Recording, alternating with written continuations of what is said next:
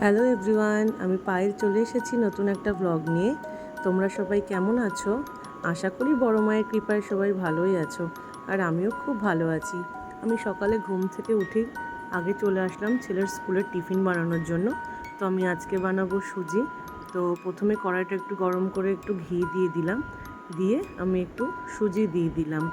তারপরে সুজিটা একটু নাড়াচাড়া করলাম যতক্ষণ লাল না হলো, কারণ সুজিটা আমি একটু লাল করে ভেজে নিলাম। সুজিটা একটু লাল লাল ভাজা হয়ে গেলে আমি সুজির মধ্যে দুধ দিয়ে দিলাম।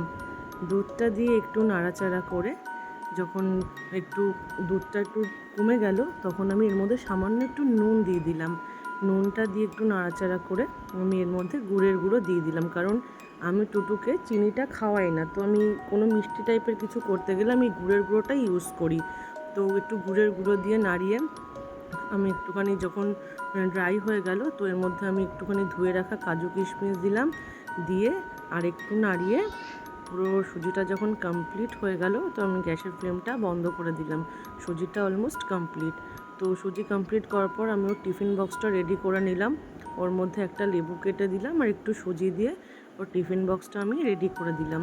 এবারে গেলাম আমি টুটুকে ডাকতে। ওর তো এখনও ঘুমাচ্ছে, অ্যাকচুয়ালি ওর তো মর্নিং স্কুল। তো ডাকতে আমার নিজেরও খারাপ লাগে, কিন্তু কি করব, অনেক দিন ও অসুস্থ থাকার জন্য স্কুলে যেতে পারেনি। অনেক দিন বাদেই ও আজকে স্কুলে যাচ্ছে। তো ওর মানে উঠতে ওর কষ্টই হয়েছে আজকে। তো উঠিয়ে নিয়ে ওকে ব্রাশ করাতে নিয়ে গেলাম। তো দেখো ব্রাশ করছে একা একা, কত রকম মুখের এক্সপ্রেশন করে ব্রাশ করছে।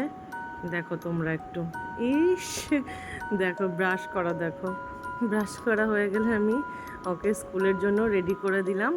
রেডি করিয়ে বসিয়ে আমি একটু চা খেয়ে নিলাম, কারণ সকালবেলাটা এতটাই তাড়াহুড়ো থাকে যে আমার একটু চা খাওয়া হয় না। এই টাইমটা যদি আমি না খাই, তারপর আমি একটু চা খেয়ে নিয়ে ওকে নিয়ে আমি স্কুলে দিতে চলে গেলাম। তো ওকে স্কুল থেকে দিয়ে এসেই আমি একটু গাড়িটা ধুলাম, কারণ আজকে আবার বিশ্বকর্মা পুজো। তো এইগুলো একটু না ধুলেই নয়, গাড়িটা খুব নোংরাও হয়েছিল। গাড়িটা প্রথমে শ্যাম্পুর জল করে ধুয়ে তারপর আমি এটা জল দিয়ে ভালো করে গাড়িটাকে ধুয়ে আমি একটু গাড়িটার পুজো দিয়ে দিলাম। তারপর আমার হাজব্যান্ডের গাড়িটা ছিল ঘরে, ওর গাড়িটাও একটু পুজো দিয়ে নিলাম।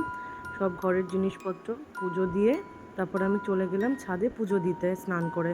তো কিছু ফুল তুলে নিলাম, ফুল তুলে আমি ঠাকুর ঘরে গেলাম পুজো করার জন্য। এই যে দেখো আমার ছোট্ট রাইসোনাকে আজকে কেমন লাগছে তোমরা জানিও। আর এই দেখো আমার ছোট্ট গোপুসোনা। তো আমার রাইসোনা গোপুসোনা এদের অঙ্গরাগ করেছে আমার ভাই। তো পুজোর আগে যদি তোমরাও চাও তোমাদের গোপুসোনাকে এত সুন্দর করে সাজাতে, প্লিজ আমার সাথে কন্ট্যাক্ট করো। এই দেখো আমার রাইসোনাকেও দেখো, গোপুসোনাকেও দেখো। আর এই যে আমার প্রিয় বড় মা, আমার আদরের প্রিয় বড় মা, যার আশীর্বাদে এখনও ভালো আছি। আমি নিচে এসে রেডি হয়ে গেলাম ছেলেকে আনতে। আজকের ভিডিও এই অবধি, টাটা।